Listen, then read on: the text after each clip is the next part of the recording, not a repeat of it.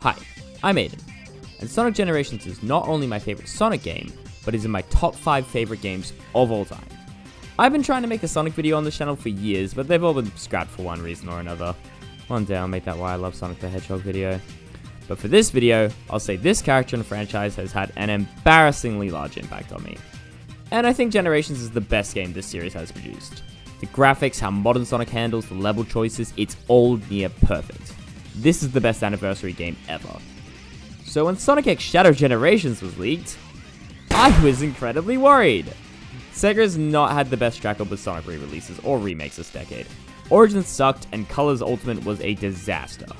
And yes, I know the original game will always be here and I can just always go back and play that like I have been doing for the past decade. But for one, a bad remake for me personally always taints the game a bit. Not enough for it to matter, but in my head it's always like, the original game is already phenomenal. You can just re-release it via a port, still get a good profit, and use your resources on a new project for the series. And two, after years of games I've found to be underwhelming or really bad, I just want to love an official Sonic game again. And after everything revealed for this game, I think this will be the one. The levels look fantastic, the new mechanics are really cool, and they brought back Black fucking Doom. This is far beyond a re-release. This is just an entirely new game, and an amazing looking one at that. The only complaint I've had so far is that Shadow's boost animation is still a frozen model.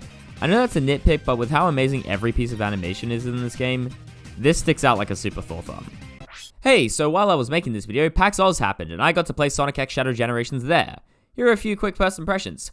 Fuck, this game is good. The levels are way longer and even more ambitious. Seriously, Space Colony Arc is one of the best levels this series has ever produced. I haven't quite got the hang of Chaos Control yet, but I'm sure the skips it will be able to create will be sick as hell. Homing attack has finally been changed from a separate button from jump, which will take me a bit to get used to, but is a great change, and I'm just so damn excited for it. It looks and feels great. So to celebrate its release and celebrate this already amazing game, I'm gonna play through Sonic Generations yet another time and rank every level from worst to best. Last time I did a tier list for this and ranked them chronologically, but I don't think that really makes sense for a game with only 9 levels. Well, 18, but I'm ranking both classic and modern levels together because if I didn't, this would just essentially be a classic levels worst to best and a modern levels worst to best with a few exceptions. Also, I really like the bosses in this game, so I want to do a quick bonus ranking for them. 30 words or less, promise. This is by far the lowest part of the game. Seriously, it's that bad. The gap between this and everything else could feel light years. I got the achievement for beating it without getting hit. This boss sucks. This is boss fight from CD built with 3D models. Pretty cool. Love the kick at the end. Really love the music and the stage transition from reference to new boss here. Quite a bit of waiting though. Love the translation of this to the boost formula. Still feels like a race against time with Sonic chasing Eggman down. 2D section goes on for a bit too long. For True Story is one of the best remixes on the OST. This is such a great translation of the final chase of Sonic Adventure 2. Silver actually getting the chance to be a great boss is so awesome. Also serves as a redemption for the fuck-ass final sequence of the original Crisis City. Maybe my favorite remake of a boss in any game. New design is fantastic, the new level leading up to it is great, and the music is not as good, but well. Now, with that out of the way, let's begin this list with...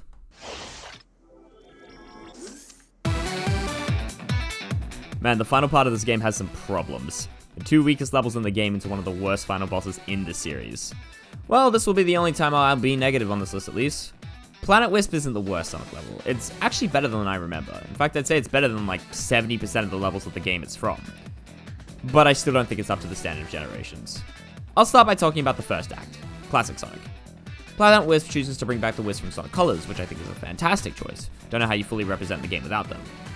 Each act gets a different one, but Classic gets Spike, which is a really odd choice. Spike was added to Colors to give Sonic back the Spin Dash, which he hadn't had since switching to the boost formula.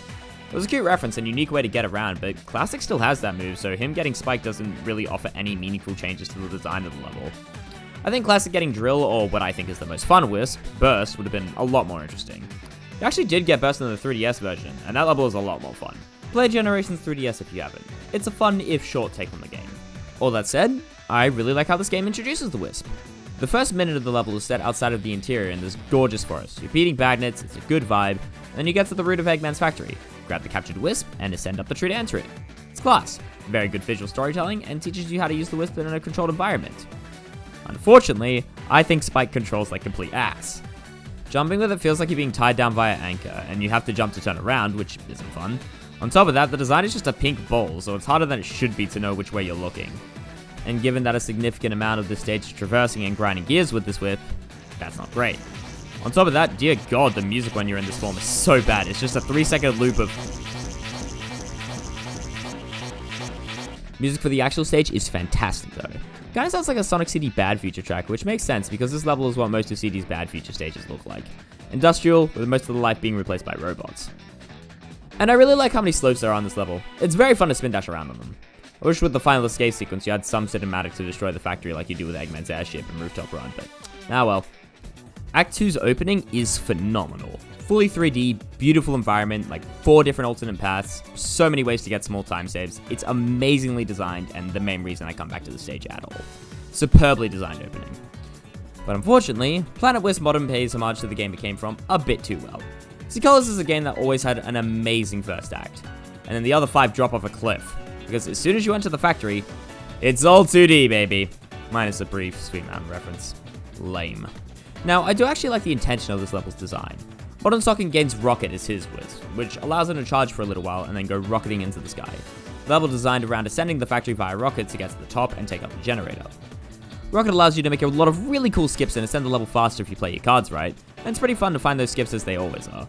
But that's the only way you can really skip parts of the factory. Rocket is littered everywhere and the constant use of it kind of kills the pacing for me. Beyond that, there is just a lot of downtime via just pressing X on minecarts and it's boring as.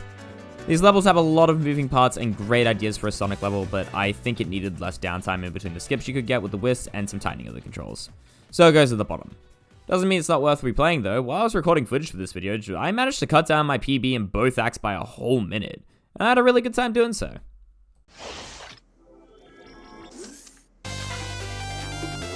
Sky Sanctuary was my favorite zone from Sonic 3 and Knuckles. That or Lava Reef.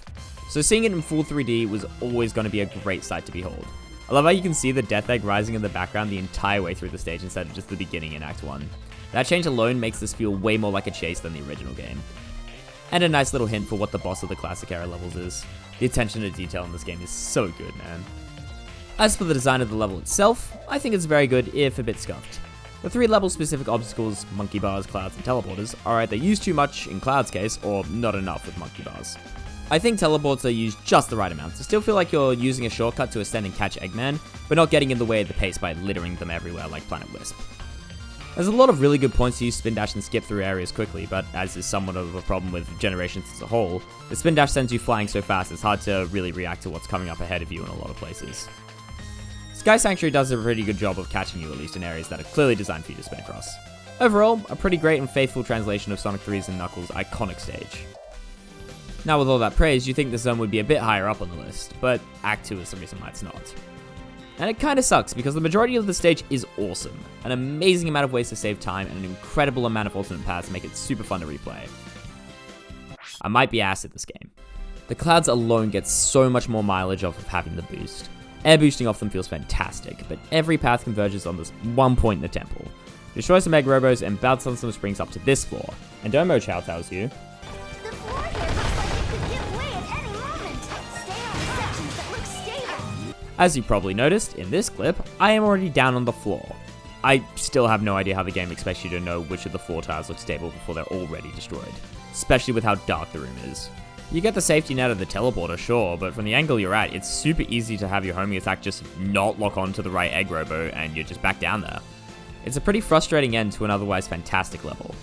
Just how it goes sometimes.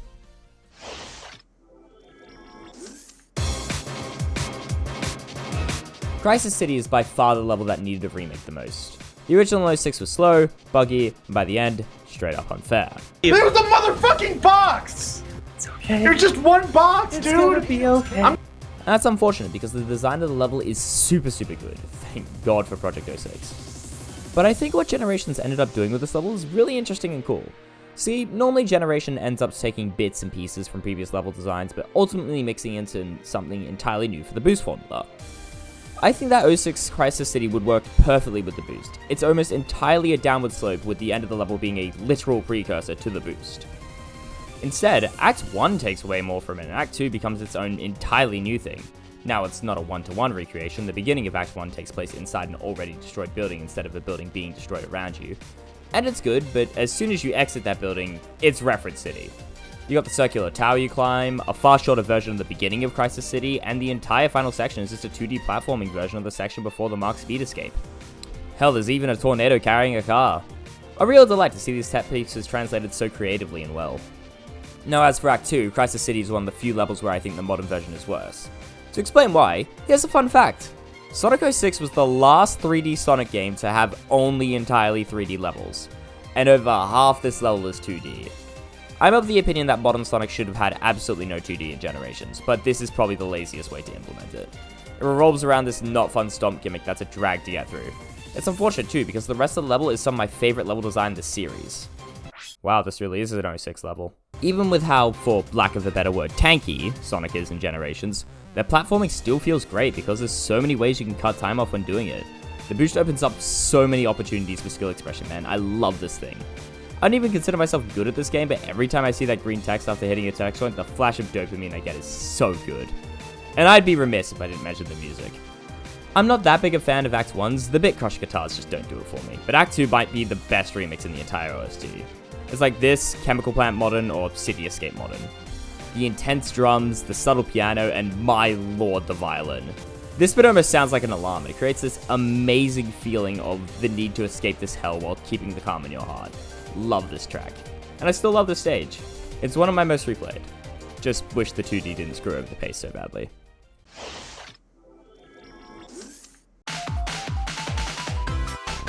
Look, I'm just as sick of Green Hill as everyone, but at the time, you couldn't have an anniversary game without this zone. That would be sacrilege. And I think Generations Green Hill might be my favorite in the series. That or Mania Act 2. I think it's a near perfect tutorial and introduction to how both Sonics differ in their approach to level design and movement. Classic Sonic is more about pure platforming and finding spots to spin dash for that burst of speed, while modern Sonic is more about testing your reaction time and bursting through the level as fast as you can, and maintaining that momentum. Green Hill shows you how to play both of them in a controlled environment where the punishment for messing up isn't that rough, it feels amazing to do well, and it's short and sweet. Act 1 is just Green Hill from Sonic 1 recreated for the first 30 seconds, but as soon as you're shot out of that tunnel, it's all entirely new. I love the wooden pathway and underground area. They feel like such natural evolutions of the zone.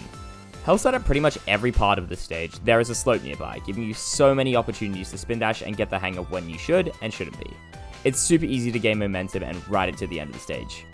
I wish it was just a bit longer though. My record on this act is literally less than a minute. Now Act 2 is where we really start cooking. It's the only stage in the game where I'd really consider a boost to win, and normally I'd be super annoyed at this, but given that it's the tutorial, I think it gets a pass. The opening is practically just a straight hallway with not much in your way, but it leads into easily my favorite 2D boost section in the game. While the opening shows off the boost and how it works, the 2D introduces every other mechanic and piece of terrain you'll be interacting with for the rest of the game. Rails, red and rainbow wings, sliding, homing attack strings, they're all here. The wooden bridge here is straight up one of my favorite pieces of Sonic level design ever. You boost down and you have to quickly react to get on the rail for the fastest path. Or you can miss it and you can go for the red ring to get up there. But if you miss that, you can still try and go for the speed ramp to get back up there. If you miss all of those, you end up on the slowest pass and lose time as punishment. This small little part of Green Hill teaches you everything you'll need to know about Generations. It's superb. There's a small cinematic set piece after that with the fish, mainly meant to show how you can gain boost with tricks from rainbow ramps and rings, and all the possible animations. I always thought it was cute how Sonic does the adventure pose with the finish. The rest of the level is just a dash for the finish with some more small reaction type tests. And that's all I say it needs to be. Great stuff.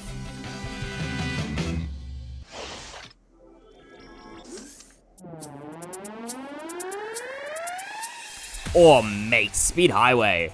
Interesting choice for an adventure level. I love it, but surprisingly we didn't get like Ice Cap or Casinopolis considering the level we got from Adventure 2. Actually, we didn't get a single snow level in all of Generations. Weird. Oh well, Speed Highway still lives up to its name. It's fast and will run you over if you're not up to its speed. Well, not really run you over, more make you wait in traffic, but whatever. Act 1 I think is a level that requires a good amount of skill to get the most out of it. On first playthrough, it feels like it relies on waiting for these platforms to get in the right position too much, but you can actually just get past most of these sections really quickly if you're fast enough. Keeping your momentum throughout it feels so good as any great Sonic level should. It's also probably the classic Sonic stage where you can save the most amount of time. There are quite a few alternate paths and higher places that are either easy to miss or really easy to screw up. I really love how much of the level takes place inside the mall rather than running down it. And that's a really unique and cool choice that no other iteration of this stage gets, creating some really neat opportunities for new level design that are all pulled off greatly. And man, the music. Such a great remix. Up to this point in the game, Classic Sonic hasn't had any new remixes for levels, just high quality versions of the Genesis tracks. The first one hits amazingly.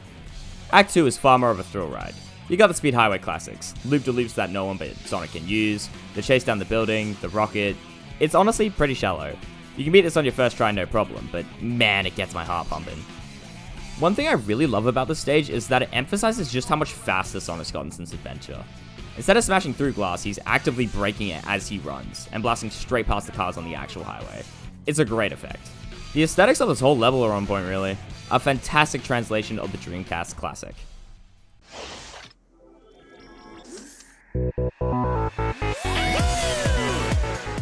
See, it's weird that we got both this and Speed Highway. Cityscape is indisputably the more iconic Fast City stage. You really couldn't pick anything else from Adventure 2. But Adventure 1, I think there were some more interesting choices. Regardless, you probably thought this was going to be higher. When I went to replay Generations, I thought this was going to be my number 2. But the stages remaining after this are all stages I put somewhere in my top 15 Sonic levels. And as much as I love Generations City Escape, I don't think it makes that cut anymore. That said, still what a hell of a stage. They went all out on the production for this. Act 1 is actually hilarious. It starts out like any other classic stage. Fun spin dash skips, good platforming, honestly, bit too many walls for my liking. And a remix of Escape from the City that you could not escape if you used YouTube from 2012 to 2015. Then you go up this ramp and suddenly the tone of the stage entirely shifts as the fucking gun truck tails you for the rest of it, trying to make mincemeat of you. Seriously, these guys have no regard for public property. So much shit is blown up on this stage. It's amazing. And oh mate, the skateboard section. This should not be as fun to use as it is. I wish it was in the stage more, honestly. It also finishes with probably the funniest ending to a Sonic level ever, with the gun truck crashing into the camera as Classic celebrates with it on its side. It's between this and Shadow contemplating his life as Vector jams out. For what reason do I exist? The answers are just up ahead. Now Act 2 is practically just a beat-for-beat remake of Adventure 2's masterclass opening level, just with a not great 2D section, and the insanity dialed up to 11. It's got the best version of Escape from the City, the iconic snowboard opening expanded upon with multiple alternate paths and enhanced by just how good the boost feels to use, and the forever underrated downtown platforming section. And then there's this final section, Jesus Christ! It's pure boost to win and honestly goes on a smidge too wrong, but my god it rules. The gun truck is back for revenge, and this time for some reason has 3 buzzsaws attached to it. Who even thought to design this and why they're not ahead of Sonic Team? And then the truck starts fucking flying to catch you running on a wall before being smashed between 2 apartment buildings and a glorious explosion that likely would have killed many civilians. It's pure thrills, no chill, and exactly the vibe I wanted from the closest thing we'll ever get to a Sonic Adventure 2 remake.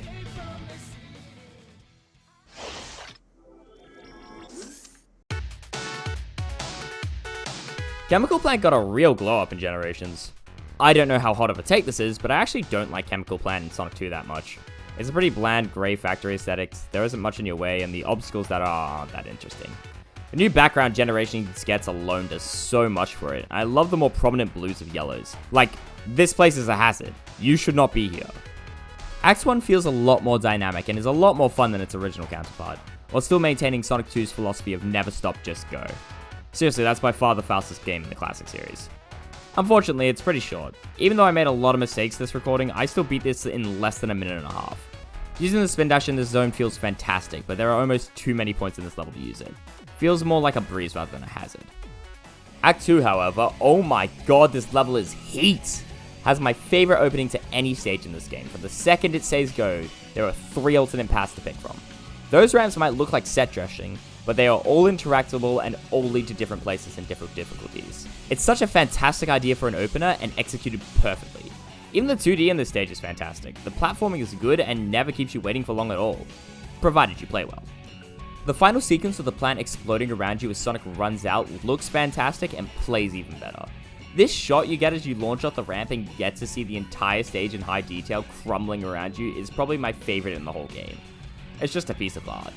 Oh, and the music? I mentioned back in Crisis City, this cracks my top 3 of the game. I'm a slut for any song that samples an alarm. The guitar kicks off the song, giving it this foreboding tone before the Chemical Plant theme kicks in via some great synth. The song gives off way more of a sinister vibe than pretty much any other official iteration of the track, and I love it.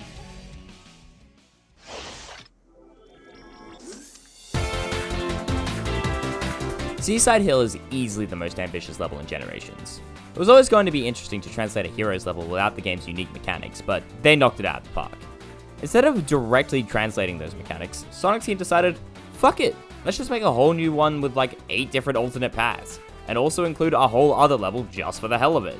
To be fair, Ocean Palace and Seaside Hill are very similar level theme-wise, but still, one hell of an undertaking. Act 1 might as well honestly just be called Ocean Palace, as that's where 90% of this level takes place. Honestly, it plays out more like a good version than Labyrinth Zone rather than Ocean Palace, but the platforming and aesthetics throughout are fantastic. Seaside Hill is by far the level with the most alternate paths in both Act 1 and 2. You can play this level 5 times in a row, and each time you get a different experience.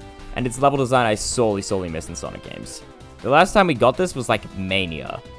I do wish there were more points to skip with Spin Dash. Ocean Palace holds your momentum a lot by virtue of being a water level, but there's also just a lot of walls and waiting in your way, even if you get a good path. A thing I really love about this stage is just how connected all of it feels. You get looks at alternate paths you missed in every other stage, but they're never as on display as they are in the final segment of Ocean Palace Act 1. It's a really nice way of giving players a glimpse into where they could go and what they missed. And Act 2 is just a near perfect Sonic level. It probably would have been my number 1 if it wasn't for this fuck-ass cart. It's a cute reference to both Sonic and Sega All-Stars Racing and the original game, but it controls poorly and there's barely any obstacles in your way. Everything beyond that is perfect. Act 2 is a masterclass in connected stage design, by far the level I played the most for this video. The amount of alternate paths offered to you at every single point of the level is insane. In one playthrough, you could be running across the water, in another across the hilltops, under the stage, across rails, up walls. It's insane just how many options there are. I can't even imagine the planning needed to pull it off. Also, that transition in the music from Seaside Hill to Ocean Palace is fantastic. Pat on the back for that one, and a round of applause for the whole stage.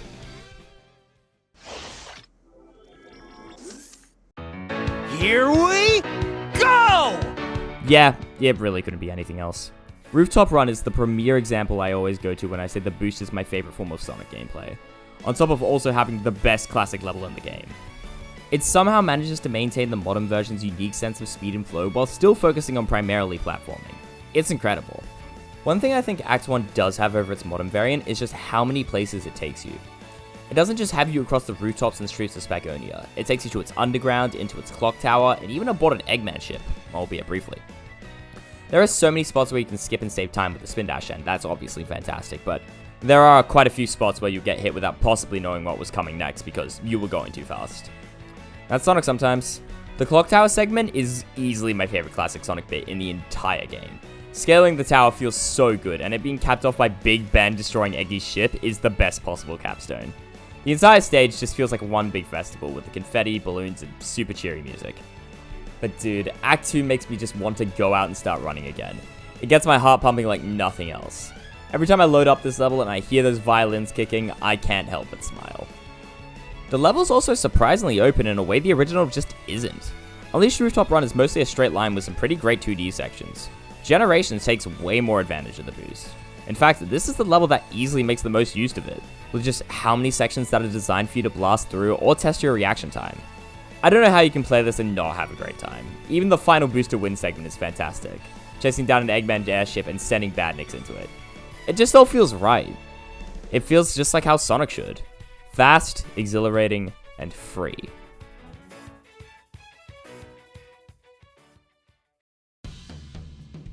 And those are all of my thoughts and rankings of every level in Sonic Generations. Jesus Christ, this video was meant to be a fun little side project. I thought of this at the start of October, procrastinated for the first week, and then crunched it out. But I'm happy I talked this much, because I just really fucking love Sonic Generations.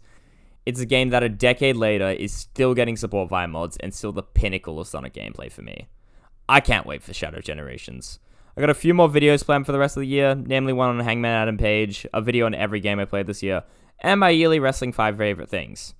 Hopefully I can get them out. Thanks for watching everyone, and take care of yourselves.